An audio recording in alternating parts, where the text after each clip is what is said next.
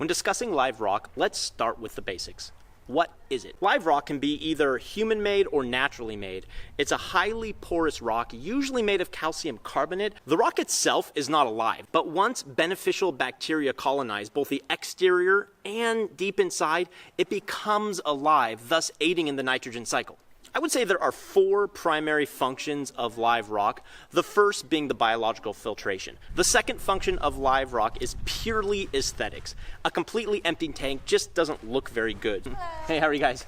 The third function of live rock is a place to put your corals. And the fourth function of live rock is really to provide a hiding place for fish. Live rock can get a little bit confusing because it can come in wet or dry. And really all that means is, does it arrive at your doorstep still wet, or does it arrive at your doorstep completely dry? The vast majority of commercially available rocks, and certainly all the ones at Marine Depot, are dry live rock.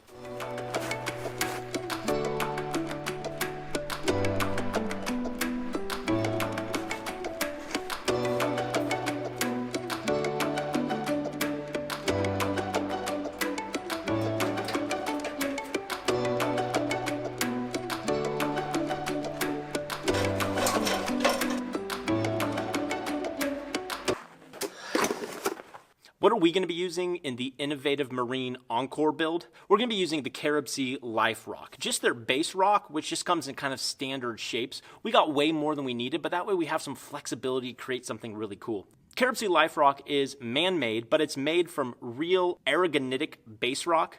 It comes in this cool coralline color that really mimics the reef well, and it is filled with all of this spored bacteria, which will help your aquarium cycle quicker once you add the salt water.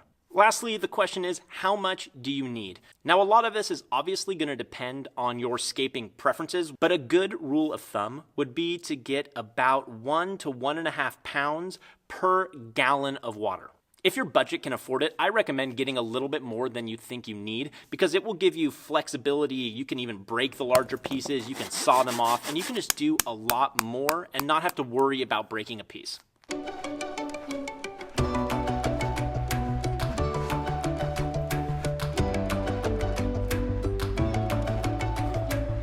There are a few different types of live rock.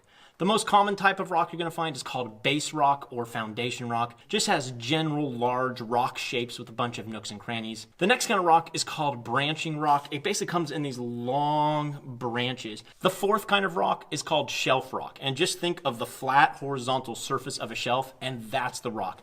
These pieces are really great for mounting corals, and oftentimes you will see them perched between two pieces of base rock. The last kind of rock is called rubble rock. Basically, when you get your live rock shipment, you're going to find a whole bunch of broken pieces at the bottom. Don't throw them away. These are really handy for hiding the seams and for creating little miniature islands in your tank. Oftentimes people ask the question, can you just pick up some rocks that you find on a hike or around the yard? And the answer is probably not. First, it's not going to be porous enough for all of that beneficial bacteria to colonize.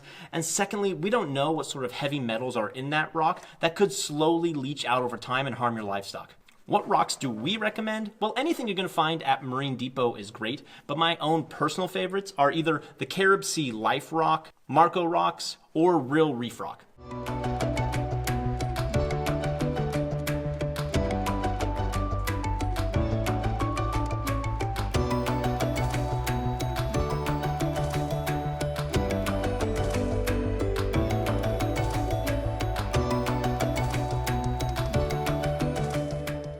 Aquascaping, or scaping as hobbyists like to call it, is basically the process of putting rocks inside your tank in some sort of functional and aesthetic mixture. A stacked aquascape is definitely the most simple. All you do is you take your live rock and you just stack it on top of each other.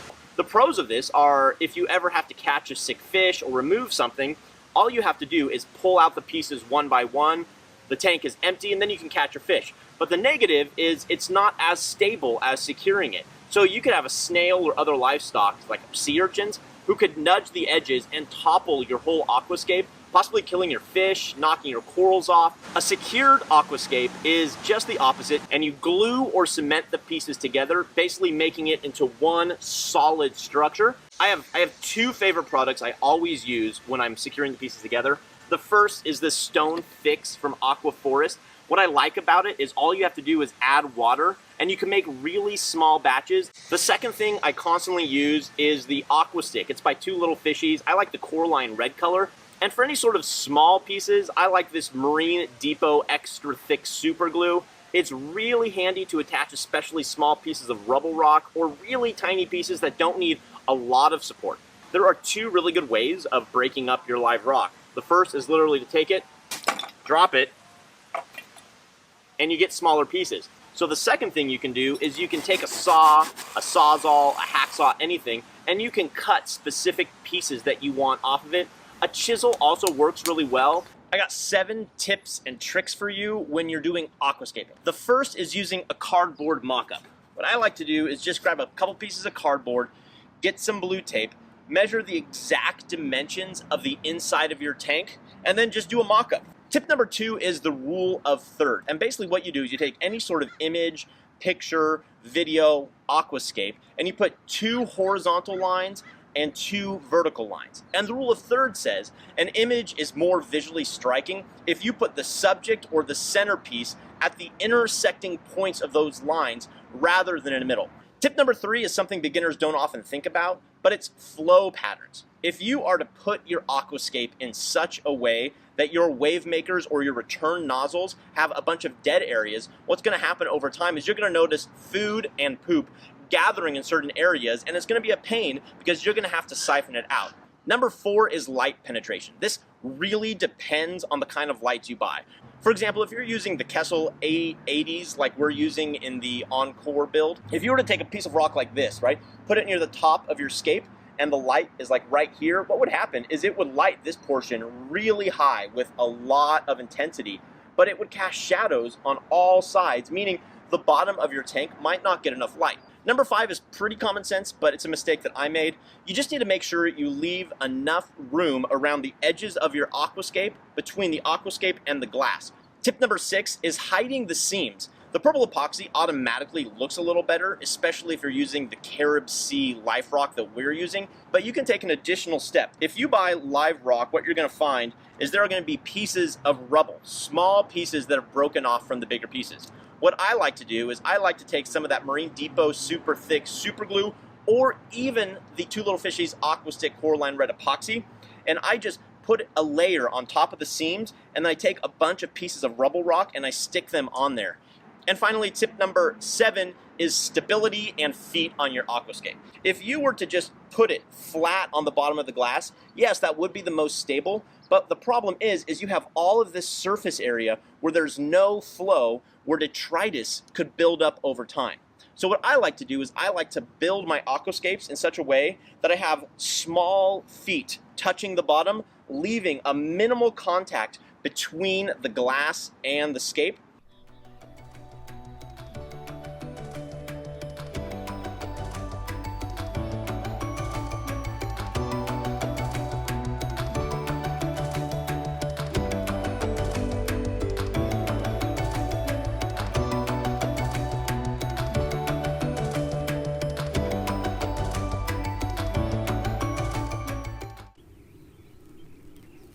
Live sand, it's primarily made of a mineral called aragonite.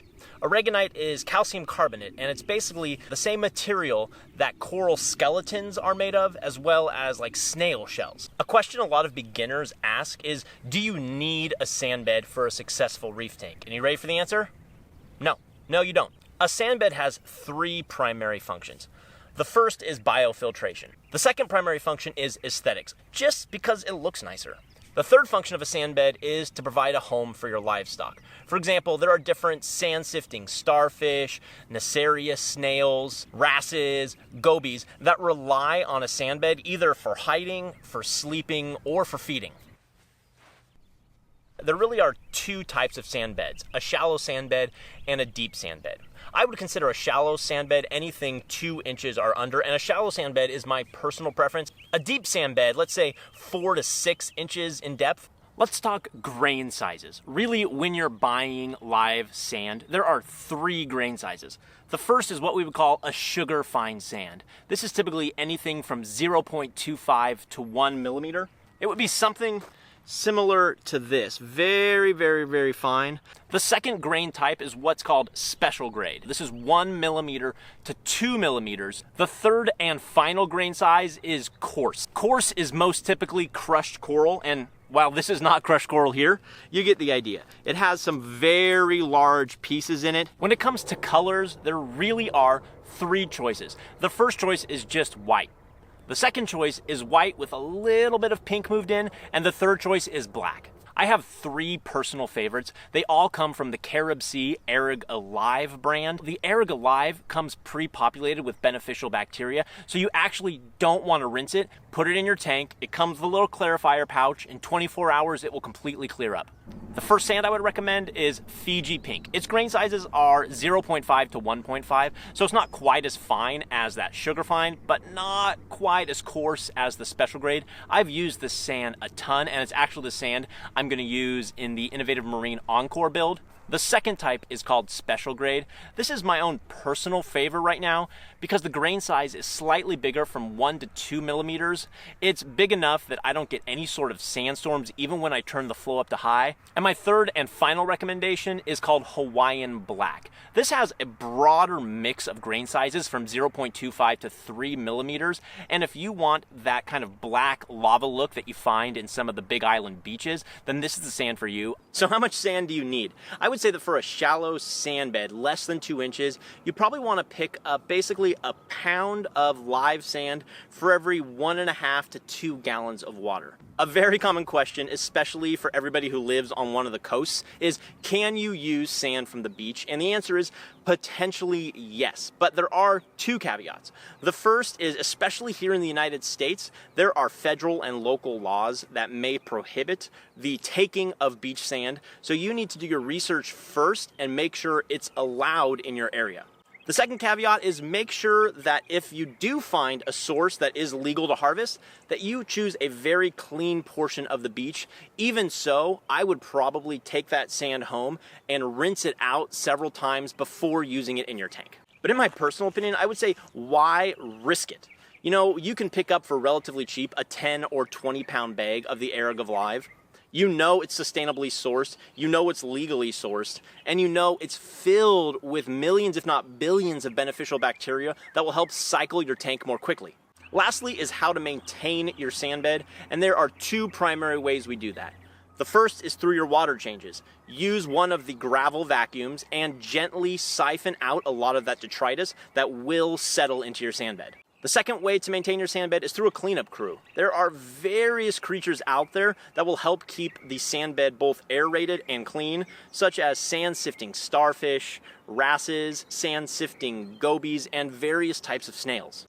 If you hadn't had a chance yet to like this video, please do that now. And if you haven't yet subscribed to Marine Depot and My First Fish Tank, why not do that now?